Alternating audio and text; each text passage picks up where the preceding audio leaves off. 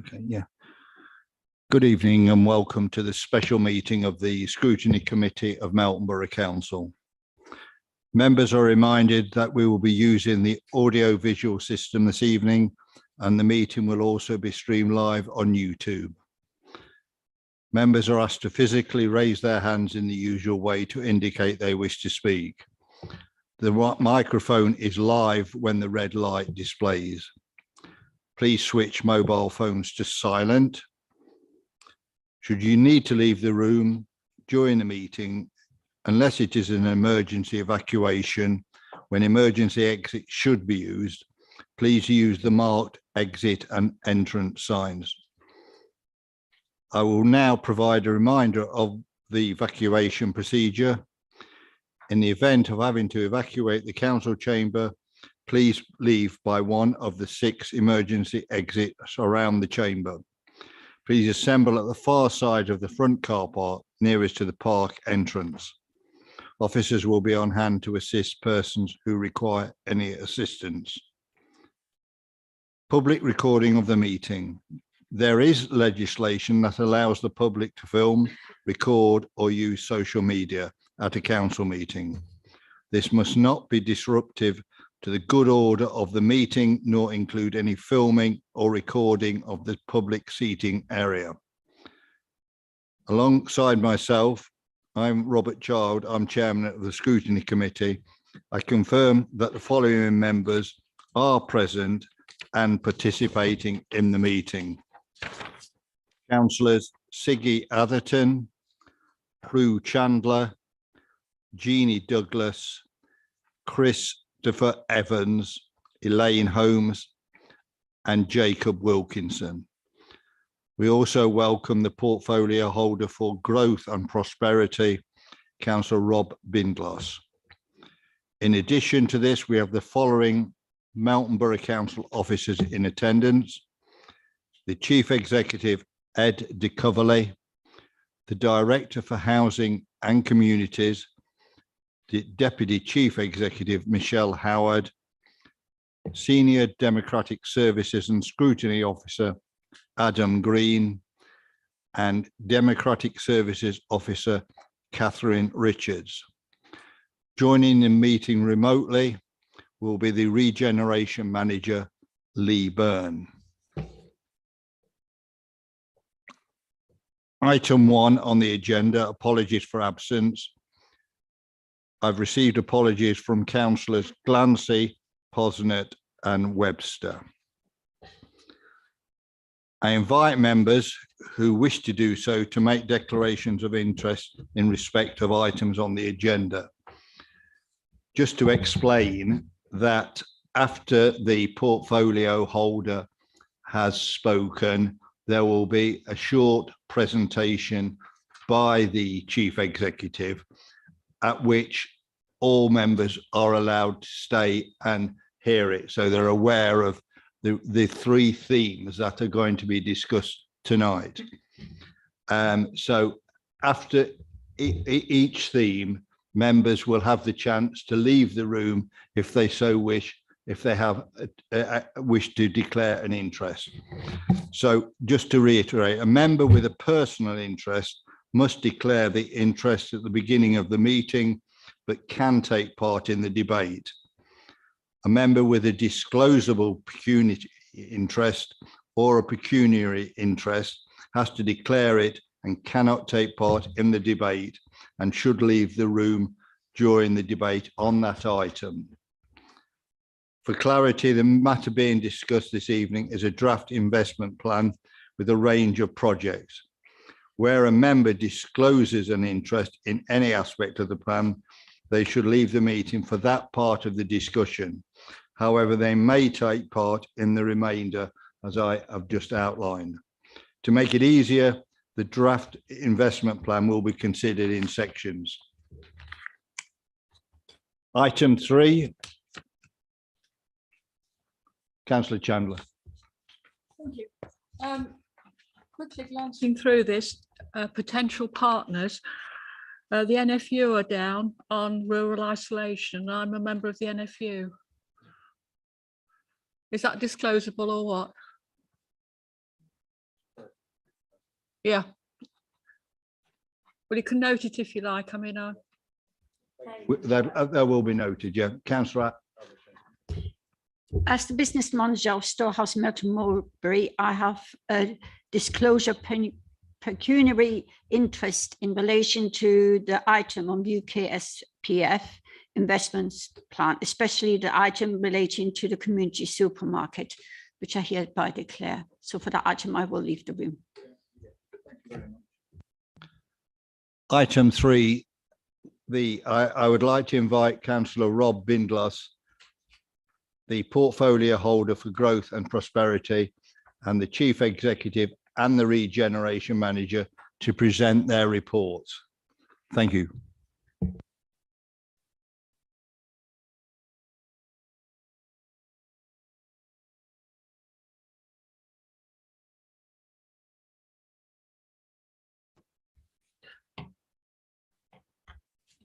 Thank you, Chair. The UKSPF is, I believe, quite a unique funding opportunity for us all. And I say that because it's not only arrived at pretty much the same time as the Levelling Up Fund second round, and also when we were working on the town centre vision, but because of these initiatives, it appears to have galvanised and engaged people locally towards the fund's potential to help our borough and develop our town.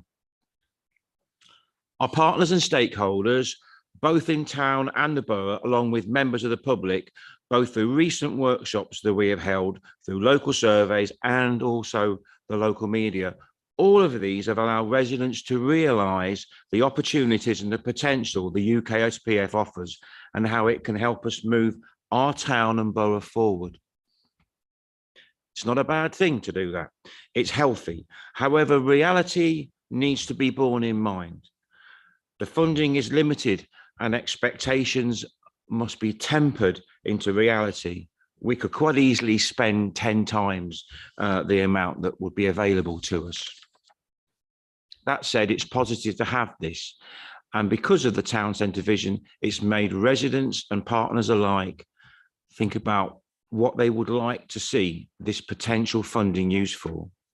And I'm sure many of you, as have I, have had suggestions given to us by residents and partners alike. Because of this, expectations are high and we will all be watched to see how this funding application develops. What we add and equally what we do not. So tonight, I look forward to listening to members of the Scrutiny panel and your comments so that they can be taken on board. What will ultimately be a strong application that will indeed help the borough to develop beyond the constraints of the last few years and blossom. Thank you. Thank you, Councillor Bindloss. Thank you, Chair. With your permission, I'll carry on with the presentation if I may. So yeah, if you can move us on to the next slide, please, Catherine. So I'm just going to set out some of the background to this fund. And then I want to bring in a couple of officers just to talk around some of the detail, the propositions that you've got before you in the paper that was shared towards the end of last week. So you'll recall the Levelling Up White Paper was published early in the spring, and that was then quickly followed in May by the publication of the Levelling Up and Regeneration Bill, which contained a wide range of interventions, one of which Rob just touched on a moment ago in terms of the Levelling Up Fund. We continue to work on a submission for that to go in on the 6th of July. But today's discussion is very much focused on another key element of that bill, which is related to the UK Share Prosperity Fund, which is we know is a 3-year allocation, and districts are the lead authorities to see those submitted, and we're required to submit our investment plan by the 1st of August. And the investment plan, as you again will have seen from the documentation in front of you, is split around 3 themes that the government has asked us to consider and to align our interventions under. And you can see those listed, and we'll cover those off in more detail shortly. So if you can move us on, please, Catherine. So in terms of our allocation, again, hopefully this is fairly familiar to you, but we have been allocated 1.19 million, which we're required to spend by 2025. And you can see the breakdown in finance available across those 3 financial years. And you can also notice that the money escalates fairly quickly as you go into the second and then the third year, with obviously the bulk of the funding available in the third year. So that's certainly a consideration for us as we go through the development of the plan. It's mostly revenue, or it has the potential to be mostly revenue, and there are minimum capital requirements initially at 10%, the rise to 20% by the final year. We can make more of our allocation capital if we wish, but that's just simply a minimum requirement. There's also a 4% admin fee that we can charge to the fund to monitor and oversee it, but there is a dispensation for smaller authorities to increase that if we feel that would be insufficient. And just to put that in context for Melton, that would be around about £45,000 over the 3 years, which I think is fair to say we would consider to be insufficient. So it's highly likely we would make an application for a larger amount than the 4%, but clearly we want to make sure we still maximise value for money as well. Plans need to be evidence-led, and they also need to be linked to national and local strategy and policy. There's also a particular stipulation around the people and skills theme, which links to existing European social funded projects, where we can only fund things which are going to cease in the first 2 years, in those first 2 years. So we can't do new things. We can only continue with existing things if we so wish. And again, we'll touch on that in more detail. So there is a restriction on that theme where there's less restrictions on other themes. There's very much a requirement for wide engagement with partners and stakeholders, and that has started already. And there's also an expectation that where appropriate, we would collaborate with neighbouring authorities. And again, that's something we picked up and we can speak to. Next slide, please. So this is the timeline that we've been working to.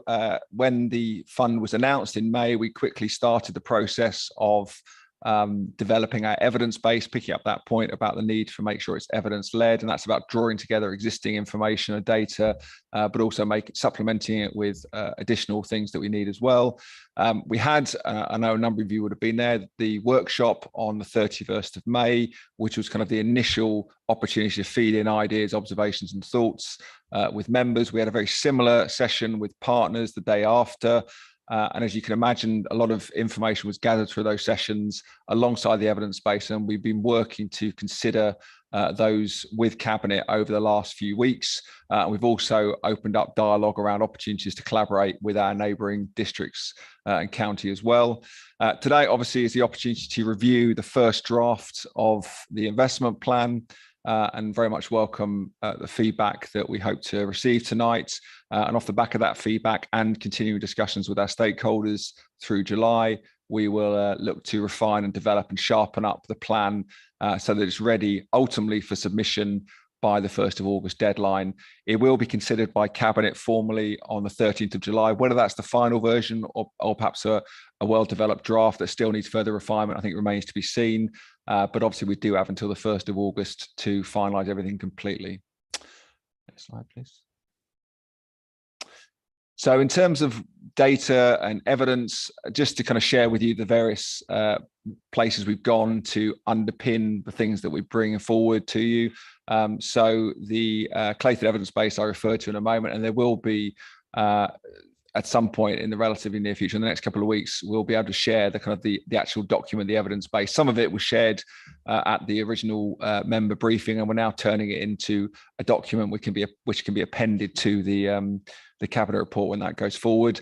Obviously, we have our corporate strategy, which already creates our strategic framework. We had the State of Melton debate and report last year, which was a really good starting point for us in terms of issues we wanted to focus on. And as I've said, all the feedback we received from the member and stakeholder workshops a couple of weeks ago.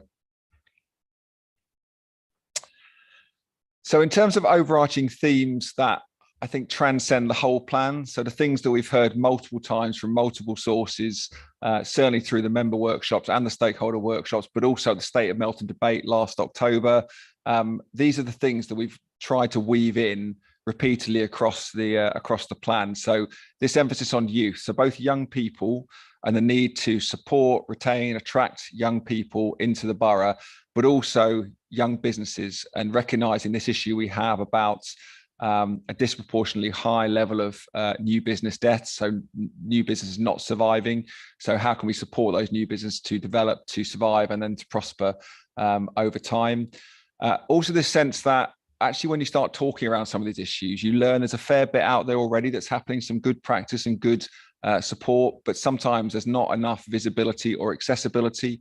And sometimes things might be located out of Leicester, for example, but actually that's not available to our residents, and it's not visible to our residents. So that's something that, again, was a theme we've looked to explore through this process. Sustainability, picking up that point I made earlier on about the cliff edge potentially at the end of year 3 with that increasing funding. How do we avoid that? How do we make sure what we do is sustainable and is going to endure beyond the first 3 years of this plan? Because there's no certainty about what happens after year 3. Geographic spread, this idea we want this fund to support the whole borough, both rural and town. And also this particular thing that I think feeds off that around how we recognise and value and respond to our unique rural character, and recognise the opportunities, but also the challenges that creates around connectivity, whether it's transport or digital connectivity.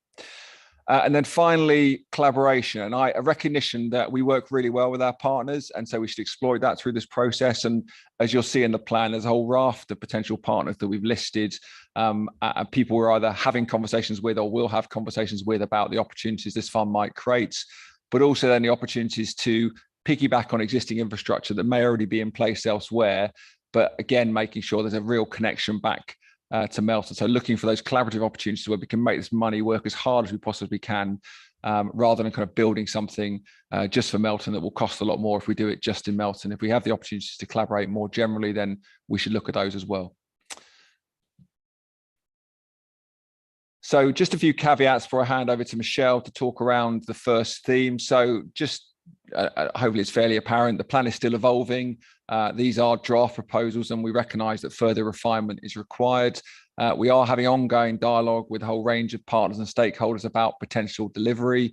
And also we recognise the costs are indicative, or in some cases still awaited, particularly on those ESF funded initiatives. So we know things like the phasing between years is not right at the moment, and we're not concerned about that, because really this is about testing principles, testing ideas, testing the direction of travel, and just seeing what your view is on it. The plan is obviously backed and supported by Cabinet, so they were very happy to bring it before you tonight, and they're keen to hear your feedback so that ultimately we can then start to refine it with them further. I think it's also fair to say that because the numbers are indicative, we aren't necessarily saying that everything that's in there today will go forward, because there might have to be some further prioritisation, and there may be some things that actually come up through this conversation or others that we need to add in. So just recognising it's very much work in progress. And so, as I mentioned, really keen to hear tonight from Scrutiny members about the direction of travel, and any things that you're particularly keen on seeing staying in there, but also maybe things you're less bothered about as well, again, to help that prioritisation discussion as we go forward. So at that point, I'll hand over to Michelle now, just take us through the first theme, community and place, please. Thank you. So really genuinely, the UK SPF presents an opportunity to bring some of our aspirations and ideas and thoughts for our communities to life. So really, I hope you recognise some of the things within there, things that you've told us are important and things that our communities have told us are important. And we've really tried then to look at how we can best support, empower and enable our communities through all of the interventions that are proposed. And as you'll see, and I'll take you through them in turn, there are a real broad range of interventions here that can really impact on our communities, and things that really link back to what people have told us are key. So if we just go on to the next slide, please. Thank you. So the list of key issues here, I think you will recognise all of these as things that have been discussed by this committee in the last few months. And I'll just take you through what we mean by these when we thought about them in the context of UK SPF. So when we think about having an ageing population, we've been thinking about how we can really help people to live and age well. When we talk about reduction in young people, what we're really looking at is actually how do we achieve some of those aspirations to help people to stay within Melton or to return to Melton, and how do we create opportunities for them? When we think about service access, we know there are a number of issues around our rural area, be it transport connection or digital connection or access to employment opportunities, and we've tried to think about that within the context of the plan. In terms of decline in tourism and visitor economy, Ed referred earlier to something around visibility, and hopefully you'll see when we go through the plan a real focus on how do we give more visibility to some of the focus on tourism that we do have for Melton. In terms of environment, thinking about actually how our neighbourhood looks, how it feels, how people perceive it, how we can help people to feel proud of the place that they live in and the place that they visit. Linking back again to rurality and connectivity, obviously we've got ongoing challenges around broadband provision, and I'll take you through a proposed intervention and partnership on that. Something that's really, really topical, cost of living, is something that was going to be discussed more and more because it's impacting on people across the country, it's impacting on our communities. And as part of a broader range of interventions, there is a proposal linked to that. And then in terms of supporting cultural and community development, one thing that we're really clear on is that we've got some incredible community groups across Melton, across the whole borough, and we really have an opportunity now to do something to enable them and to really grow and enhance the things that we've got, for example, our community grants programme. So we can go on to the next slide. Thank you. So I'll take you through these in turn. They are in the same order as they are in the plan. So feel free to have a look through at the same time, and I'll take you through some of the key bits before we discuss a little bit later. But cost of living, as a council, we will have a much greater focus on cost of living. So things that we can do now, things that we can do in the medium term, and things that we will need to do in the longer term. One of the key things that's come from the evidence base is that people are really struggling right now to make ends meet. People are struggling to be able to afford food, quite literally, and people don't necessarily want to be reliant on food banks. And that's, really impacts on people's dignity, their independence, how they're feeling. We're finding that it's people who are on lower incomes that are really, really starting to struggle.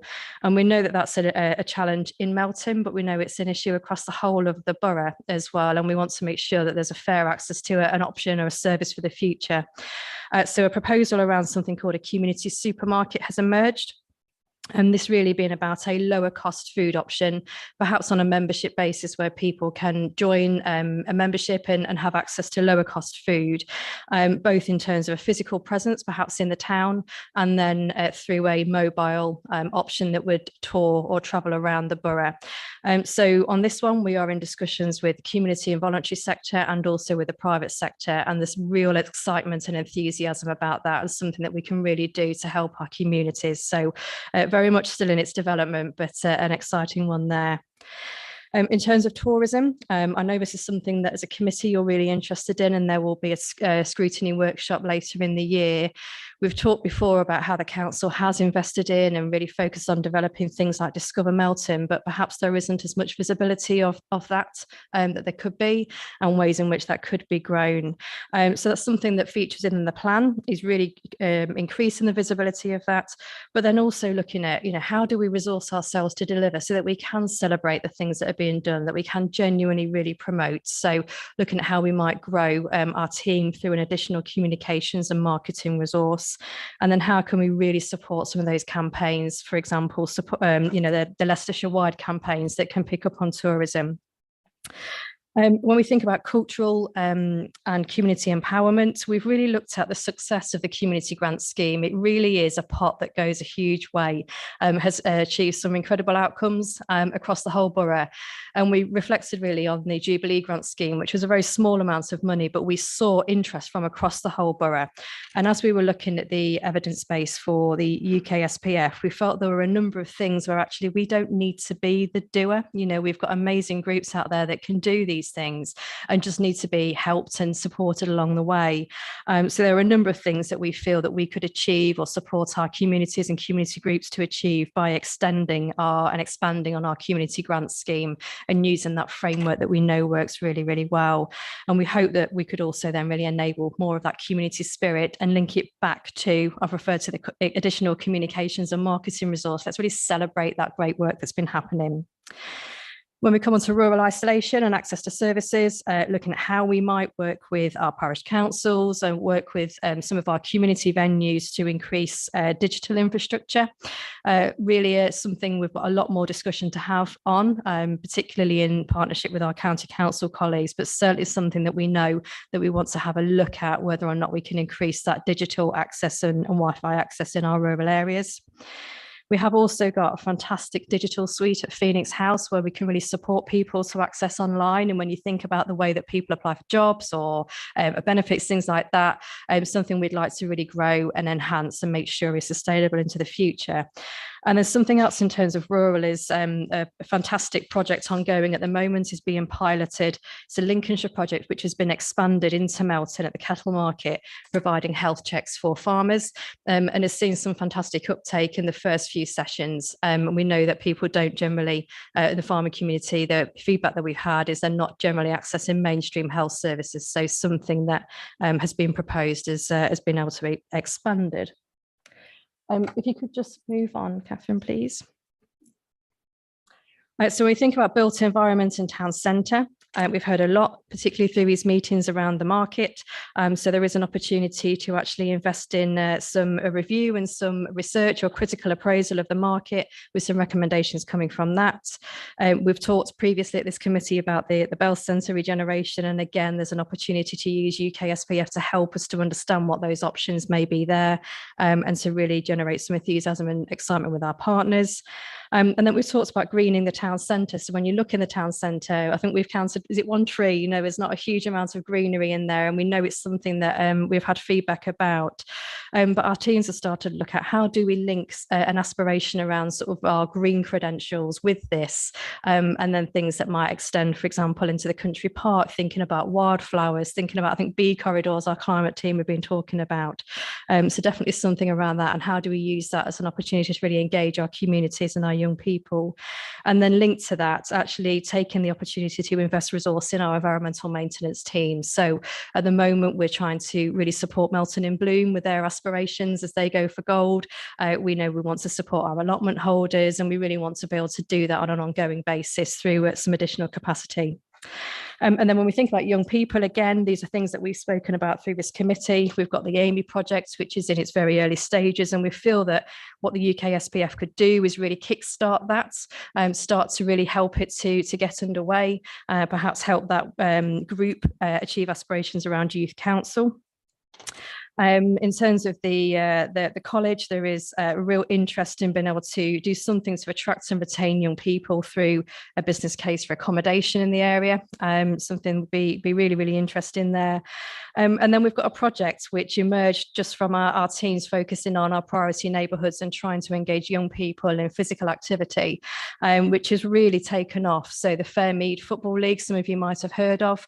So looking at how we might grow and really help that to continue, but use it as an opportunity to do things like address antisocial behaviour, give young people opportunities and things like that. So at that point, I'm going to stop and hand over. Okay, I'm handing over to Lee at this point. Right, over to you, Lee. Thank you, Michelle. Yeah, thanks for that. Moving on to the supporting local businesses. Obviously, as you can see from the slide there, the UK SPF objectives are identified around creating jobs, promoting network and collaboration amongst our business community, and increasing private sector investment in growth enhancing activities through supporting small and medium-sized businesses for numerous measures. If we go on to the next slide, please, Catherine. Thank you. So looking at Melton specifically, the evidence base and the conversations that we've had today highlight 5 key issues for Melton in terms of local business. Firstly, productivity is below the national average, but on a positive note, that gap is closing. So what can we do to help that gap close more quickly? Whilst we do have strong entrepreneurial statistics, there is an increasing and high business death rate in the area. So the rate at which businesses cease to trade, which ultimately is leading to a reduction in the number of businesses we have in the area. Alongside this, there is a diminishing employment base and workforce in the area, with jobs per person being at around 0.76, which is forcing job density being around 0.76, which is forcing people out of the area. And as you'll know, and you know, some of these will be cross-thematic issues, but we do have an issue in regards to attracting and retaining young people, family and talents. And there is a clear and ongoing need to support innovation-led growth in key sectors to encourage growth in productivity and GVA in the area. If we could move on to the next slide, please. So what does this mean in regards to the proposed interventions we have under this theme? So obviously some of the proposed interventions and something that we're aware is of particular interest to members and partners across the board is how we secure inward investment into the area. So there's two projects related to this, and one of those being around basically securing inward investment resource to take an account management and proactive approach to securing inward investment in the area, and that's working with agents and businesses to highlight Melton as an attractive proposition, and the employment allocations within Melton as attractive propositions to the area. And then related to that is the production of that literature and events that enhance that offer and promote and market that offer. There's a lot of fantastic reasons to locate or grow your business in Melton, and this is very much about putting our best foot forward and highlighting that to businesses in the region. And there's a potential to share some of this, as Ed mentioned earlier. We're encouraged to look at working with neighbouring local authorities where possible, and this is one of those potential opportunities where we could look to do that. So in regards to supporting new business startups and also related to that is how we kind of slow the trend of high business deaths in the area. So there's specifically looking at incubation space. So, whether that be through leasing high street units and providing concessionary rates to smaller businesses and retailers in the area, right through to potentially doing that for underutilised office space and doing it for office-based businesses as well, and many options in between. But then also looking at how we can provide, and again working with other local authorities or other partners at a regional level, to looking at how we can provide wraparound business support, including potential for grants and to support new businesses in key and specific sectors that we've identified that we want to support. If we can move on to the next slide, please. So moving on to the next theme in relation to people and skills. As it was mentioned earlier, this one's slightly more unique in as much as we can only, for the first 2 years, we can only support projects that have historically been funded through the European Social Fund programme.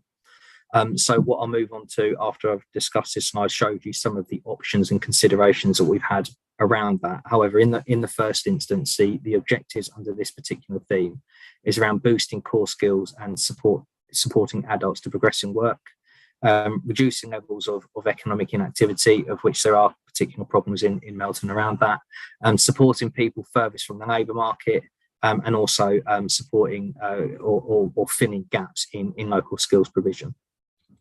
Next slide, please. Thank you.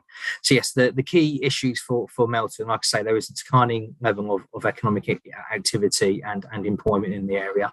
There's a low proportion of employment in high-skilled, high-paid occupations, and that's broadly as a result of the key sectors we have in the area, which are traditionally don't fall within those brackets. Earnings are below the national average, and we have got low social mobility. And social mobility is the opportunities given to people to work themselves out of poverty, and we're particularly poor for that in the Melton area.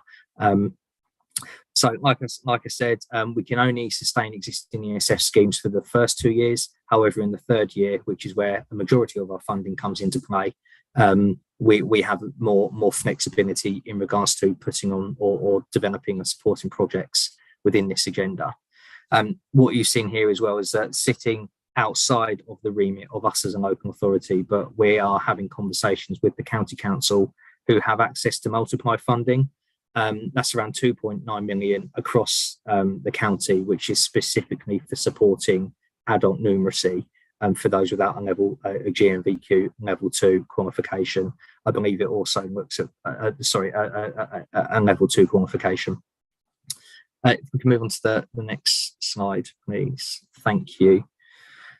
So, as I say, I'll caveat this with, this is one of those areas where we're still, very much having ongoing conversations to look at what availability we have to run these programs. And I think it's pertinent to kind of highlight here that, the people and skills agenda is one of those areas where, whilst these schemes will have been available to businesses and individuals in Melton, there have been issues around accessibility. And, you know, the proposals that we're talking about here are how we can make these projects that currently exist, that we believe have merit and solve issues within Melton, how we can, through UK SPF funding, make them more accessible. And that's predominantly by bringing them closer to the people that need them the most. So having physical presence and you know, officer time that's dedicated to a specific Melton setup. So that's specifically relating to retaining young people, so supporting graduate retention in the area. The Leicestershire Employment Hub, so driving up demand for apprenticeships and work placements amongst our business community that our residents can fulfil. And Get Inspired Leicester, which is around encouraging those further from the labour market back to work. There's also a project which we're looking at, which is non-ESF funding, which we'll be looking to do in the third year, which is around developing upon the good work that me and my learning are currently doing, but developing a more comprehensive digital suite that will be able to kind of take around our more rural areas to support access and skills development in terms of digital connectivity as well. And that will have additional benefits, not just in terms of kind of skills enhancement and job searches, but also things such as rural isolation. I think that's the end of the thematic elements. I believe we're moving on to next steps now, which I think I have to pass back to Ed too, Chair. Yeah, thank you. Just a final few comments from me, really. So, yeah, hopefully a kind of a whistle-stop tour through the propositions in front of you. As we've said, still very much requiring refinement and development, and looking at the practicalities. Looking to take it to Cabinet on the 13th of July and submit by the 1st of August. And as we say today, very keen to hear from Scrutiny on the issues that we've identified. Are they the right ones? On the interventions proposed? Again, do they feel right? Any gaps? And ultimately, on the direction of travel, are we going the right way, so that Cabinet can obviously receive that feedback and give further consideration? So at that point, Cheryl, how about you? Thank you very much.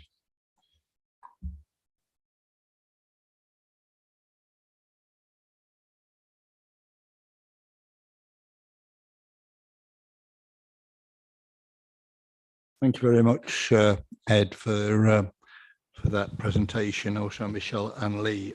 I'm pleased to see that from the workshop last week, where we asked for tourism to be particularly promoted and the youth services, that they're fairly high on the list, because I am a big believer in that. I did see on one of Lee's slides where the county had got 2.9 million funding. Was it right there? Was that right? I mean, I just wonder how accurate that's going to be, following the news that they're in financial difficulty and may have to cut various funds. So there is a bit of concern there. Do you agree? Clarify that the multiply funding is an allocation from government in the same way the UK SPF is an allocation for us, so that it's a set amount they've got allocated, and like us, they have to submit a delivery plan. The deadline for that actually is the 30th of June, so that will be published imminently, and it's very much focused on adult numeracy for those who haven't got a level 2 qualification, which I think is the same as a GCSE pass. But no, so that money will be ring fenced and is a government allocation, so separate from any local financial matters. Right, it's over to members now to comment, provide feedback, and ask the officers any questions for consideration by the Cabinet. Councillor Douglas. Yes, thank you, Chair.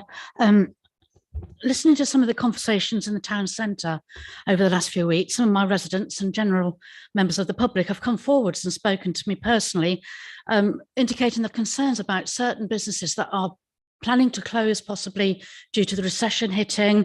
I could name them. Some have already closed. There's a lot of rumours flying around. There's a lot of uncertainty in the Melton town centre, a lot of upset, a lot of people thinking they're going to be made redundant. Are any of these funds going to be directed towards trying to help these businesses to stay open, to stay alive and stay vibrant, so we can avoid laying people off, so they can stay in their jobs, basically? I didn't see anything on that theme, unless I missed it. I could have missed it, but I tried to read everything very carefully.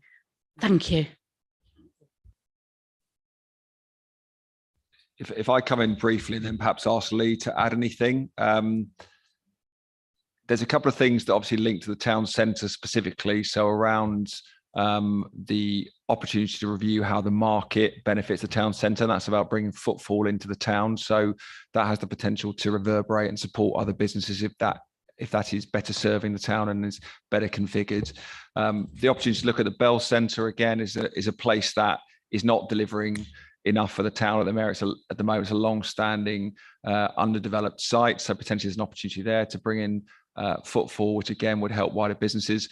I guess on the business side, there is the business support and grants that could be deployed to support those businesses. I'm not sure they were specifically focused on retail. That was probably more focused on new business startups and trying to support them. But perhaps Lee, you might want to add to that and also pick up the point around the sort of 6-month incubation space. Yeah, thanks for that, Ed. I think you're right. I mean, unfortunately, we won't have this proposal signed off by government until we believe October time. So some of this funding might come forward a little bit too late for some of these businesses, but obviously we have a fair degree of flexibility in regards to how we choose to support businesses through the support and grant program. So if that was a particular area of concern for members, that could be something that is looked at as part of that mechanism. In regards to the incubation space as well, obviously that's, whilst not directly related to the issue of closing businesses, that is looking at the viability of securing a medium-term lease on a vacant property in the town centre, and using the UK SPF funding to kind of take that risk, and then letting out on a concessionary basis for smaller businesses on what I would imagine would be fairly flexible terms, so they can kind of dip their toe into the market, if you will, to see if it's something or has the opportunity of being a successful endeavour, and with the view that after 6 months to a year they move into a more permanent unit in the town, and we've got that relevant wraparound support and grant system to enable them to thrive and survive and create a bit of a throughput into the town centre from a retail perspective. So that's the thinking behind the concession unit at this moment in time, and hopefully the wider town centre will reap additional benefits as a result of that. Councillor Chandler.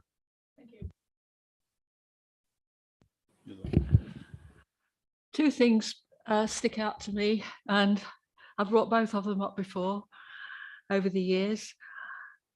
Truancy is one of the problems why we have low skills.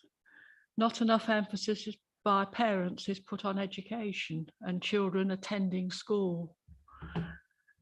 You only pick up skills, mathematical and English skills, by going to school, because a lot of the homes they come from, they don't have books, they deride anybody that wants to study. And it's all, we all know digital television now. Let's look at Sky Sports and what football's on tonight. And there's definitely a lapse in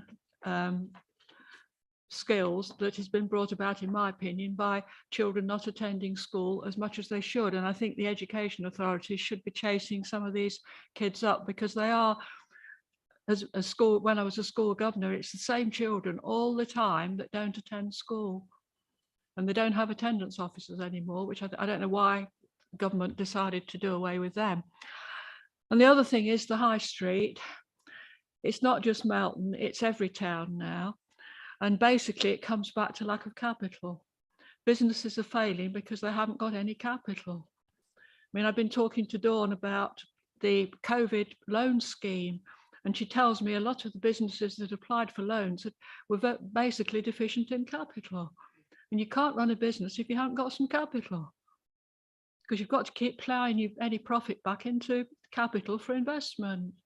And this is the main problem. I think rents are far too high, whether it's shop rents or industrial rents. But I don't know how we get around this, because the banks are very cautious about lending unless you've got collateral. If you've got a bit of land, they'll lend you however much you want. But if you haven't got any land, they don't want to know you, I'm told. So that's where I'm coming from. But I don't think the high street and the business failures are unique to Melton. Noted. Okay. Points noted. Councillor Home. Thank you, Mr. Chairman. Are we echoing a bit? I think we might be. Pardon? The regeneration manager it seemed to echo and vibrate slightly. Right. Yeah, to go on from that. Oh, I'm not going to.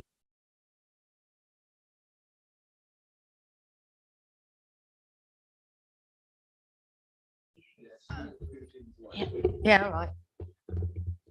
Is that better? That's better, I think. Yeah. Yes, to go on from Councillor Chandler, when I was happy to go along with her to mayoral duties, we went to one of those do's, there have been several now, obviously, at Brooksby, where we were saying how great new businesses were. Those businesses lasted about 6 months when they were given a little leeway by the council, and then they've closed. And this has happened time and time again. I really do think what offices have got to do, they've got to look into it much more seriously when people want to set up a business. You can't, like she said, if you have no capital, you can't keep going.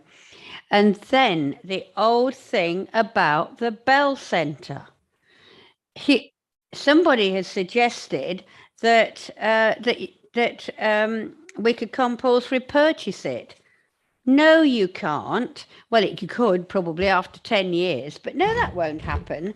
We've really got to get around to the people who actually own these businesses, own these areas, because if they are not getting any revenue because they're empty, they will, I'm sure, be happy to actually take less money if you've got reasonable businesses in there. That's what you need, reasonable businesses. And another thing that we keep doing, and I see it here, it keeps saying we're a low economy. We're very low. If we keep saying that we are a low wage economy, we will be. For goodness sake, let's push up, not down. This is the big problem for Melton.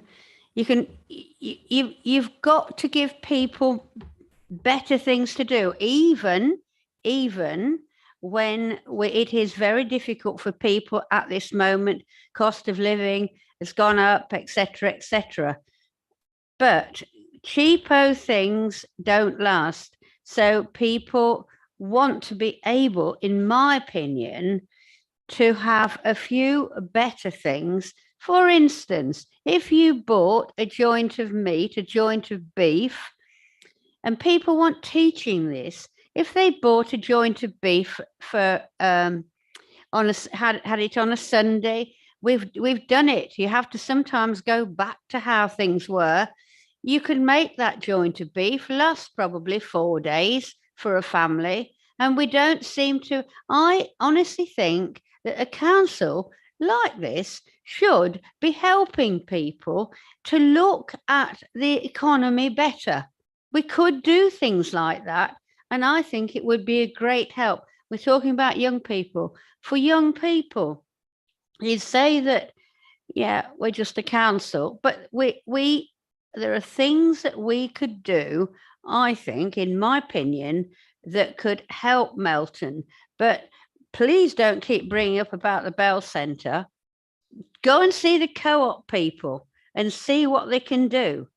I mean, many moons ago, of course, the worst possible thing happened was to knock the Corn Exchange down. But we can't do anything about that now, and it's never been a success since. But anyway, Those are my thoughts. Thank you. Just before I pass over to councillors Evans and Wilkinson, I'm conscious that Councillor Atherton is out of the room for which the area of the storehouse, the increased cost of living section. Has anybody got any specific objections to that being included in the plan? If not, I will invite her back in. Yes, please.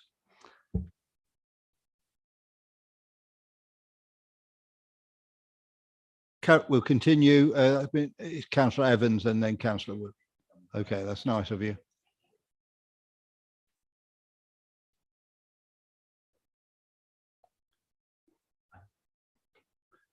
Yeah, just to put you in the picture, we're still discussing the community and places, but we've finished the debate in relation to the increased cost of living. So now I'll pass over to Councillor Evans. Thank you very much, Chair. I'll try not to speak too long. I know time is limited today. I'm somewhat amazed that we have these items before us where at the moment, and I'll just go through year 1, 2 and 3. And year 1, we've already, without the third item, gone 28k over what we've got. In the second year, we've gone 156k over what we've got. When we still haven't done the TBCs in the third area. This isn't obviously anything like the plan we're actually going to end up with, because we can't spend more than we're getting.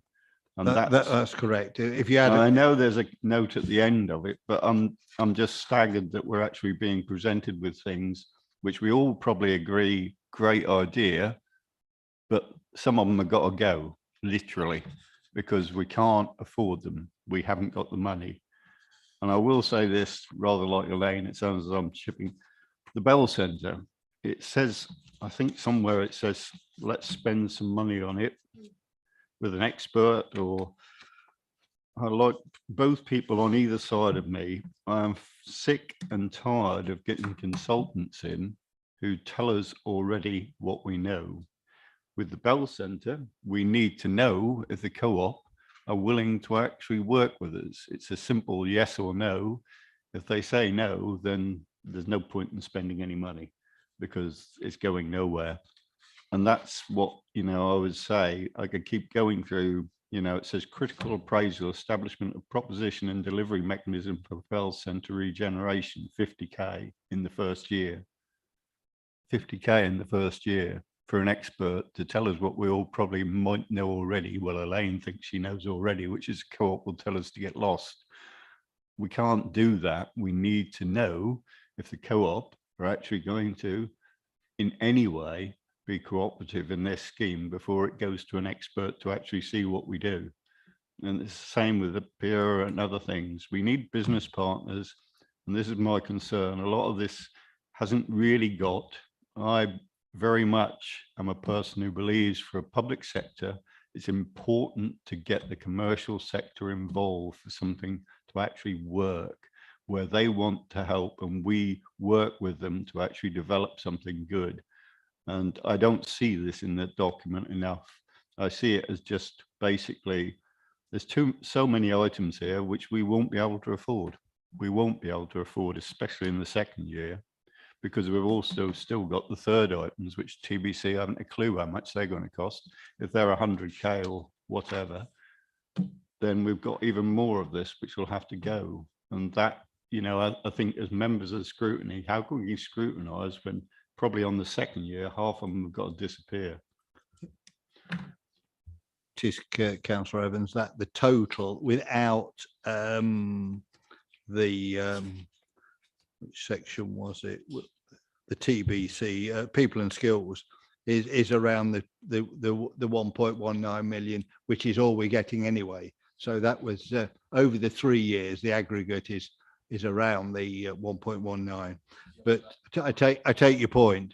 Sorry, Chair, but the bunch of it is in the second year already spent more, 156k more than we've got. Yes, in the third year, we've got 312k still to spend, but you don't in my opinion, and I'm being blunt, you know me, I always am, you don't put a plan together that doesn't add up.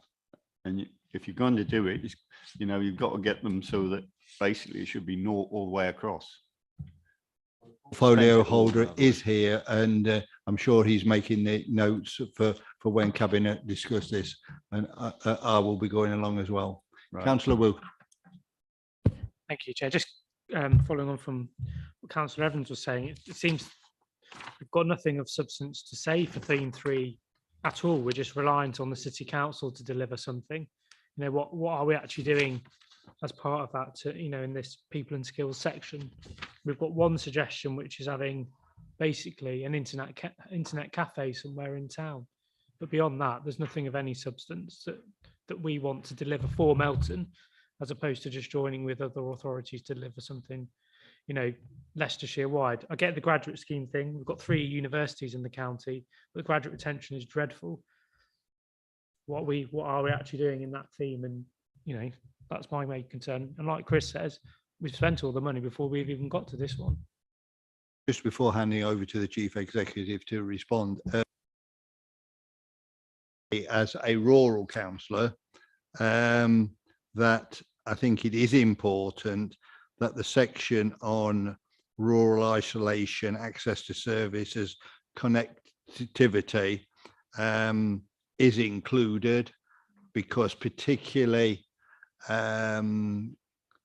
mental health has been a problem with suicides on a regular basis by the farming sector, and I would like to see that go forward and support the rural community.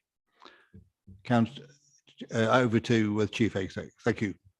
Thank you, Chair. Thank you, members. Just perhaps to pick up and respond to a few of the observations, if it's okay with you, Chair. So just a couple of things that Councillor Holmes referred to kind of around the issues that are identified.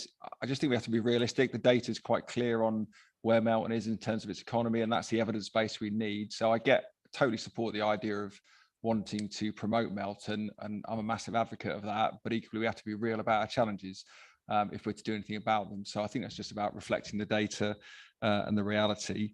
I think the point about quality is where that market's intervention is pointed at. You know, I think there's a recognition that the market could be better, it could offer better quality products, and it could support the community more effectively, and also support the rural capital of food messaging. So I think that's the purpose of trying to do a critical appraisal around that, and we've talked with the town estate about how we might best facilitate that. So we're working closely with them as partners. Just to respond to a couple of points Councillor Evans mentioned, I'll reiterate what I said at the beginning. This is a working draft. You know, my understanding is, you know, that it's helpful for things not to be delivered to this committee as a fait accompli. So I think it's important that we brought it at a stage where it's very much work in progress, and we're keen to receive your feedback so it can still be shaped. So that is the reason, quite deliberately, why we've not spent hours trying to finesse everything to the final penny, because we simply haven't had the time to do that. And if we did, it would have to come 3 weeks from now and be a week before submission deadline. So it is very much in the position of being shaped. I think the quantum that Robert has mentioned of those allocations is broadly within the envelope of the money we've got. So I think it gives a reasonable chance to phase things differently, and we can move things clearly into the 3rd year. But yeah, quite deliberately, we've not spent an awful lot of time doing that, because we wanted to understand your views on the direction of travel and ultimately the principles around some of the things we're funding. The years within which they come is easy to move, and we can do that. I think it's more about the sort of the bigger picture items. I think the Bell Centre is an interesting one. It's you know, it's a long-standing issue. I understand it's been in the way it has for many years. I think the bottom line is, if we don't pick it up and start looking at it in some more constructive way, then it will still be in the situation it is now for a long time to come. You know, the reality is that you know, without going into the detail of any kind of commercial conversations that may be necessary, you know, that there's not a proactive approach from that landlord at the moment, and we need to look at ways to try and have a better conversation around trying to make that a different place, because lots of conversations have taken place over the years, and none of which have been productive yet. So we need to look at that with a fresh pair of eyes, I think. just to pick up the point around the people and skills point. So I think that the question for us there really is that we are at this stage looking more at focusing on piggybacking on existing infrastructure, because really that's the way we might get more bang for our buck, and rather than building a new infrastructure in Melton, which, as we know, will be more costly and potentially use more of our resources. We're looking at those things that are already in place through the ESF funding, but seeing whether we could condition those to ensure they do deliver for Melton, so they are accessible for Melton, so that whether it's the employment scheme around apprenticeships or the graduate scheme, we've got a presence and an offer to our people in Melton, so they benefit from that. We aren't yet ready to say whether we'll get something back that we're satisfied with or to make the recommendation. It's really part of the long list process that we need to get further information for. So again, that is very much work in progress. So very much take on board the comments you make in terms of wanting to get to a point where this is deliverable, and that's absolutely what we've got to do, but we've still got a few more weeks to do that, and we are working at considerable pace, and I know the officers are working really hard to sharpen this up, and we are having constructive conversations with private sector partners as well on trying to mobilize some of their resources, because that is a key point that one of the members made shortly ago. Thank you, Chair. Do I take it then from your comments there, Ed, that we won't be spending 50,000 on consultancy costs at this stage, because you've not really had discussions, proactive discussions with the co-op? I think, so the way the UK SPF works is we don't have to be really explicit on exactly what we're going to do with the funding. At this stage, it's about allocating to agendas. So you have to allocate to certain interventions and put money aside.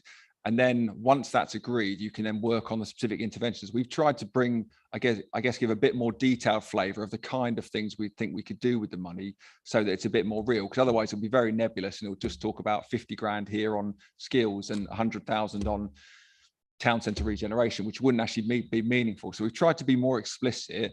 We can't actually tell you yet what that would look like. What we're saying is we think we need to allocate some funding and resource to trying to answer this question. Exactly what that looks like and what it needs to be, I think still remains to be seen.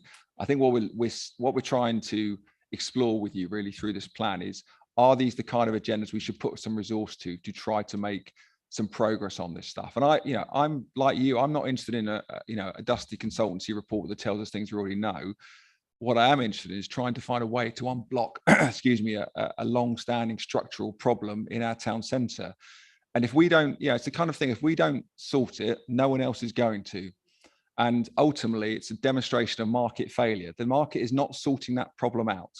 So it needs some kind of intervention from ourselves, and that's it's with us. So we have to figure out what that looks like. And I think we can be open-minded about it, but I also wouldn't put it in a too difficult box. It might require, some bold action by this council, but let's explore what that looks like. Let's understand the risks, the opportunities, the potential rewards, and let's give it a real fighting shot, because we've not done that. Certainly not in my time here. We've never had that kind of conversation, and I'm up for exploring it, but we need some resource to do it. And so we need to know what that looks like, Robert. So I can't make that commitment either way.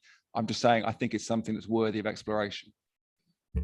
Just more general, this isn't specific to any of these schemes in here, but I don't know whether you read the Municipal Journal, and there's an article here from Brian Knife of Grant Thornton on due diligence.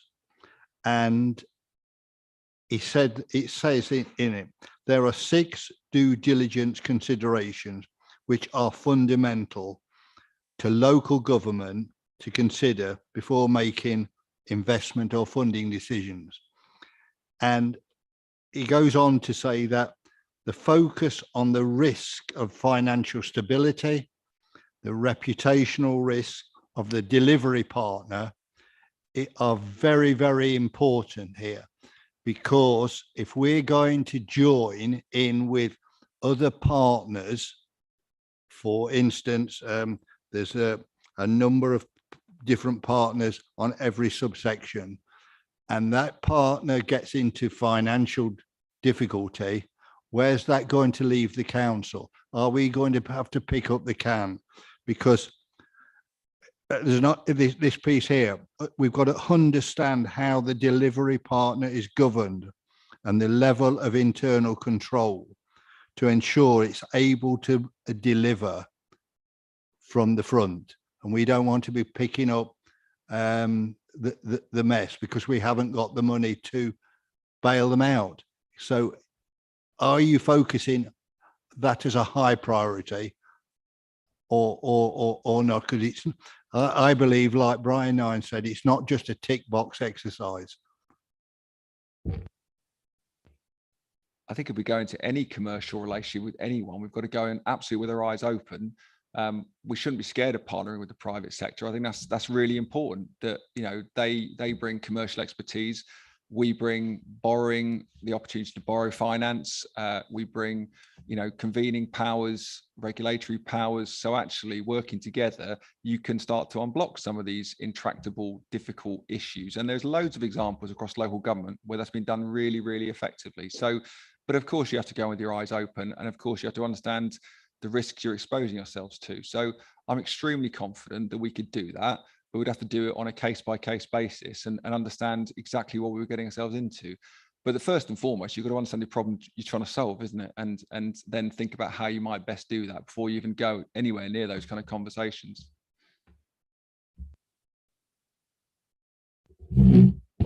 Thank you, Mr. Chairman. Can I have the assurance of the Cabinet member that what we have said here is really serious and that all our concerns are not brushed under the carpet when it comes to the Cabinet meeting?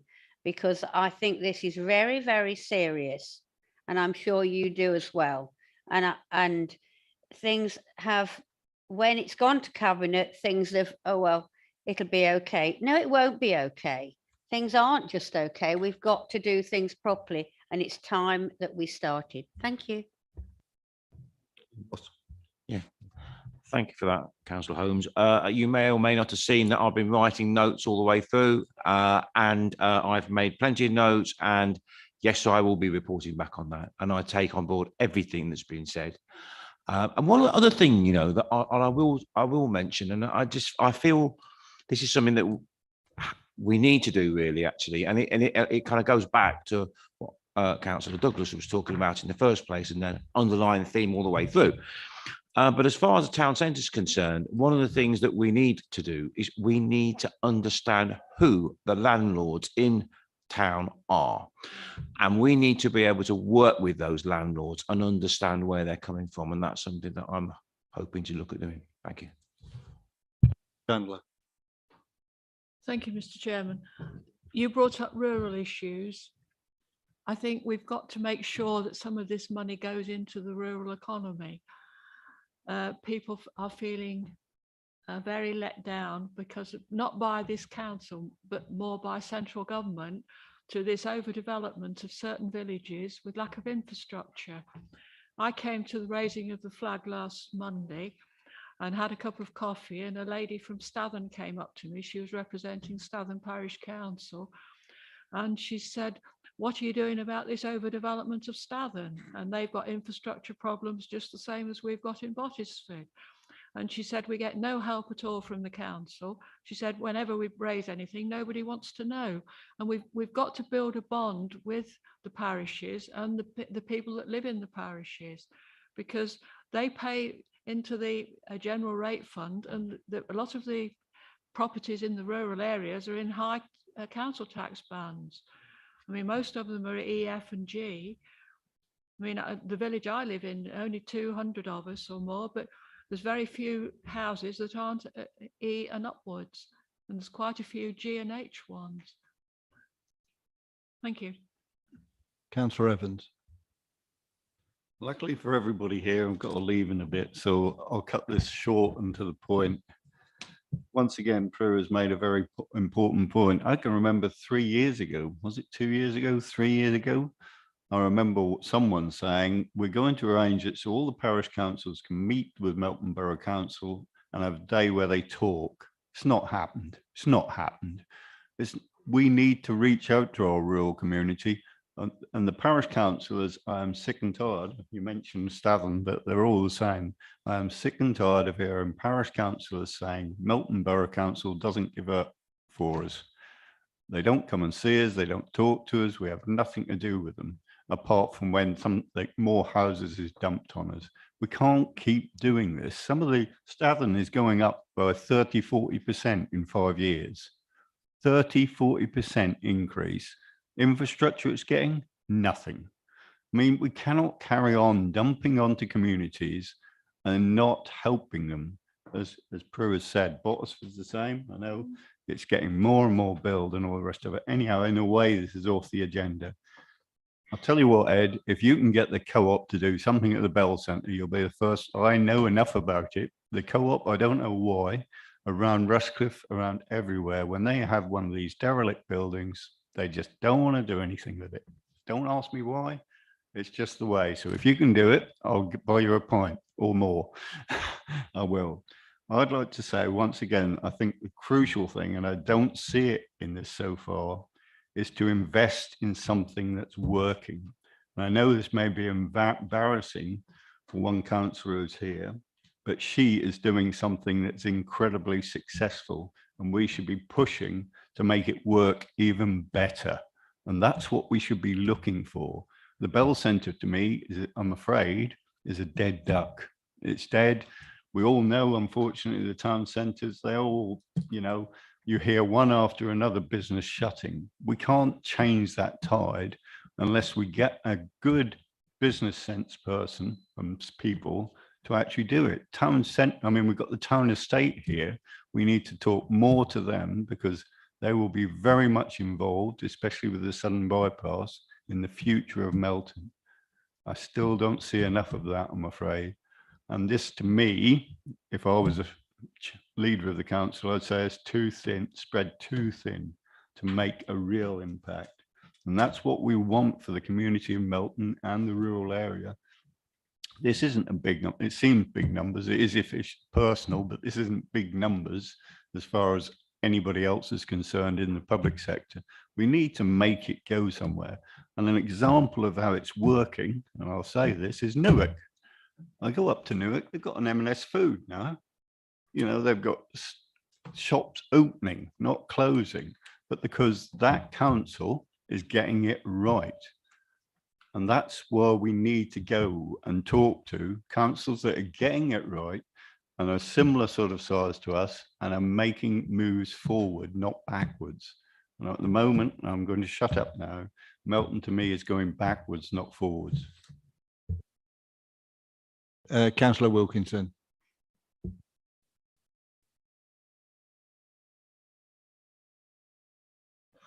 You're back. Well, just to pick up on Chris's point about what other councils are doing. South Kesteven are brilliant at telling people what they are doing as a council. We are terrible at telling people what we do as a council. They could be doing, it could be all a load of rubbish, but they're telling people the really good things that they are achieving as a council. It might be because of the lead. I know who the leader is. I know his kind of style. He's very young. That might be part of it. He's got a plan and agenda that goes with that. But everybody, my parents live in Stamford. They know what's going on and they know exactly what the council is looking to achieve for them because the council is telling everybody. We don't have a communication strategy. It goes part of why the tourism thing is failing because there's no communications backing behind it, telling people what it's all about, what we're setting out to achieve. That's something we need to do a lot better as a council. Kesteven website this afternoon, and it's an eye-opener, really. It really is. I mean, they're promoting everything: Grimsthorpe Castle, Belton House, Beaver, you name it, they've got it, and they're claiming responsibility for it all. I mean, we don't take any responsibility for anything. Well, I think we'll have a discussion when the tourism officer visits us later in the year. But I think it's important that we do 5 or 6 things well, rather than 10 not so well. And we've got to identify what the big ticket items are. And I think that is the message. We've heard this generally fairly well. Members have been very supportive of the 3 themes, but we've got to get the big tickets at the forefront. I think that's what the chief executive is planning to do, hopefully. And we look forward to it progressing through the cabinet to a successful bid. That's really my final thought on the matter. Councillor Bindloss. Sorry. Yeah. Absolutely. Can I just thank you for that, Councillor Wilkinson? Yes, I agree. We need to shout a lot more about what we're doing, which is why Comms and myself have been talking about what we can and what we can't do, and doing more regular bulletins on the radio and whatever. I did that a couple of weeks ago, and I am going to continue doing that and shouting about what we're doing, not just what we're doing from my point of view, but from everybody's point of view. I'm quite happy to do that, and if it helps, then that's what we'll be doing.